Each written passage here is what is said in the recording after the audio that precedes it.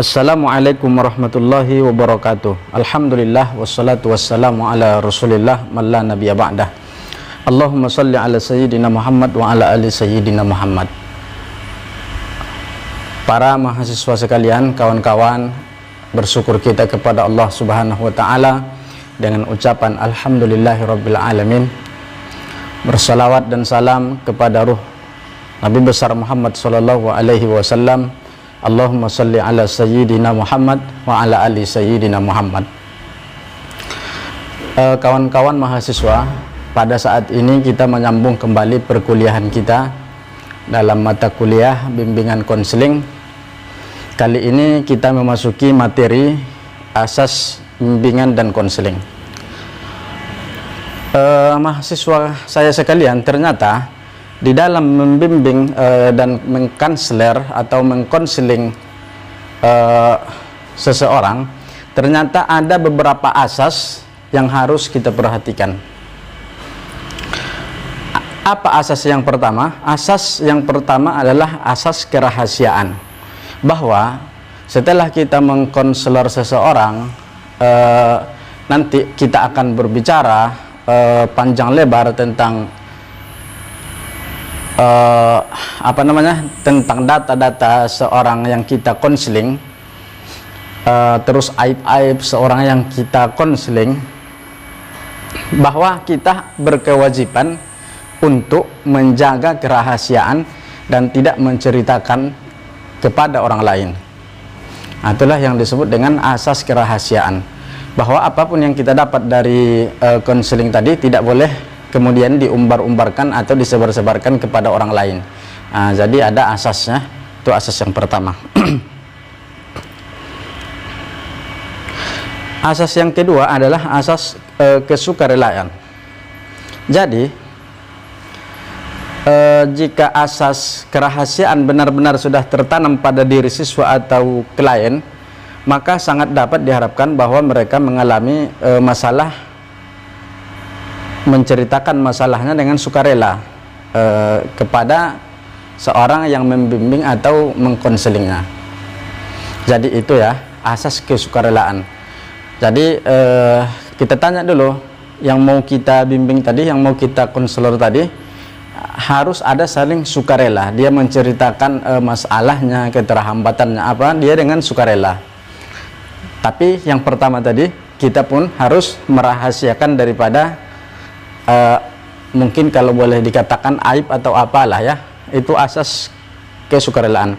Adapun asas yang ketiga adalah asas keterbukaan antara pembimbing yang dibimbing, antara konseling, orang yang mengkonseling dengan yang dikonseling. Harus ada asas keterbukaan, artinya tidak boleh ada yang ditutupi sehingga nanti para orang yang mengkonseling tadi bisa dia mencari solusi yang tepat. Lalu apa asas yang keempat? Asas yang keempat itu adalah asas kekinian. Masalah individu yang ditanggulangi adalah masalah yang sedang dirasakan, bukan masalah yang sudah lalu atau lampau, dan bukan masalah yang akan datang, bukan masalah yang akan mendatang. Akan tetapi masalah yang dia rasakan, masalah yang mau kita tuntaskan adalah permasalahan hari ini, permasalahan yang sekarang. Jadi asas kekinian ini juga mengandung pengertian bahwa seorang konselor tidak boleh menunda-nunda pemberian bantuan. Dia harus mendahulukan kepentingan klien daripada kepentingan yang lain. Artinya begitu kita menemukan masalah, langsung ditanggulangi, jangan dilambat-lambatkan. Itu yang disebut dengan asas kekinian. Yang kelima, asas kemandirian. Dalam memberikan layanan pembimbing, hendaklah selalu menghidupkan kemandirian pada diri orang yang dibimbing. Jangan sampai orang yang dibimbing itu menjadi tergantung kepada orang lain, khususnya para pembimbing atau konselor. Jadi kita ajari dia mandiri. Jangan sampai nanti orang yang kita konselor jadi ketergantungan dengan kita sebagai orang yang mengkonselor. Jadi itu yang harus ditimbulkan, asas kemandirian. Asas keenam adalah asas kegiatan, yang mana usaha layanan bimbingan dan konseling akan memberikan buah yang tidak berarti bila individu yang dibimbing tidak melakukan kegiatan dalam mencapai tujuan-tujuan bimbingan. Hasil dari usaha-usaha bimbingan tidak tercipta, dia tidak akan bisa tercipta dengan sendirinya, tapi juga harus diraih oleh individu yang bersangkutan. Jadi apa solusi yang kita berikan dilakukan oleh yang diberi bimbingan tadi. Itu yang disebut dengan asas kegiatan. Lalu yang keenam, asas kedinamisan.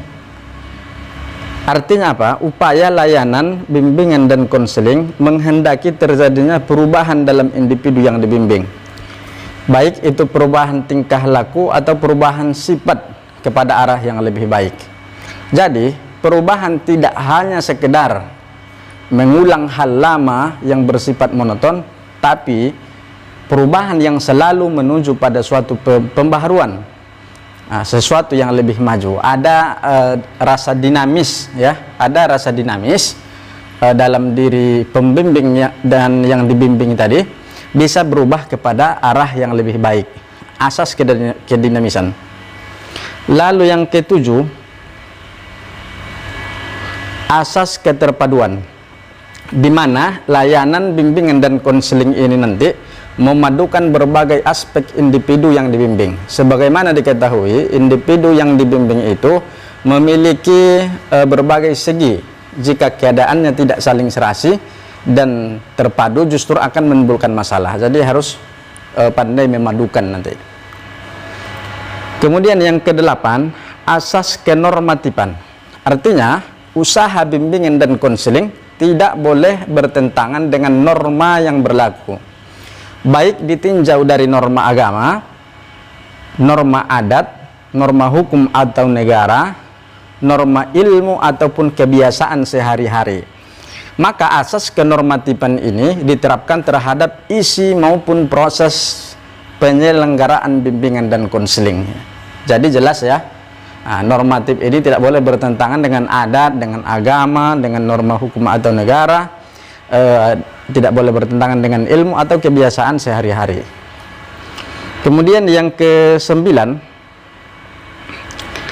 asas keahlian. Artinya usaha layanan bimbingan dan konseling secara teratur, sistematis, dan dengan mempergunakan teknik serta alat yang memadai. Untuk itu para konselor perlu mendapatkan latihan secukupnya sehingga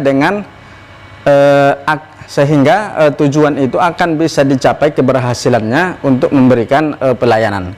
Jadi untuk mencapai asas keahlian ini, para peserta konselor itu mendapatkan latihan yang cukup, ya. Kemudian yang ke-10, asas alih tangan. Artinya asas ini mengisyaratkan bahwa jika seorang pembimbing atau pengkonseling sudah mengerahkan segenap kemampuannya untuk membantu klien atau siswa, akan tetapi belum dapat terbantu sebagaimana yang diharapkan, maka petugas ini atau konseling ini mengalihkan tangan kepada petugas lainnya atau konselor lainnya. Misalnya nih, saya sudah mengkonseling anak, memberikan bimbingan kepada anak, saya sudah berusaha semaksimal mungkin, akan tetapi hasil itu belum dicapai. Nah, saya harus legowo memberikan anak ini kepada pembimbing konseling yang lainnya agar tercapai. Itu yang disebut dengan asas alih tangan. Yang terakhir adalah asas tuturi handayani. Artinya apa? Asas ini menunjukkan pada suasana umum yang hendak tercipta dalam rangka hubungan keseluruhan antara pembimbing dengan yang dibimbing, ya. Ini saya rasa penting. Jadi ada sekitar 11 yang sudah kita pelajari asas daripada bimbingan konseling. Kita ulangi. Dalam membimbing anak, dalam membimbing siswa, kita harus memperhatikan asas-asas yang kita pelajari. Asas yang pertama, asas kerahasiaan. Asas yang kedua adalah asas kesukarelaan, yang ketiga asas keterbukaan, yang keempat asas kekinian, yang kelima asas kemandirian, yang keenam asas kegiatan, yang ketujuh asas kedinamisan, yang kedelapan asas keterpaduan, yang kesembilan asas kenormatifan, yang ke-10 asas keahlian, yang ke-11 asas asah alih tangan, yang ke-12 asas tuturi handayani. Bapak rasa sekian pembelajaran kita. Semoga dalam membimbing kita lancar nanti dengan mempergunakan dan memperhatikan asas-asas tadi. Terima kasih. Assalamualaikum warahmatullahi wabarakatuh.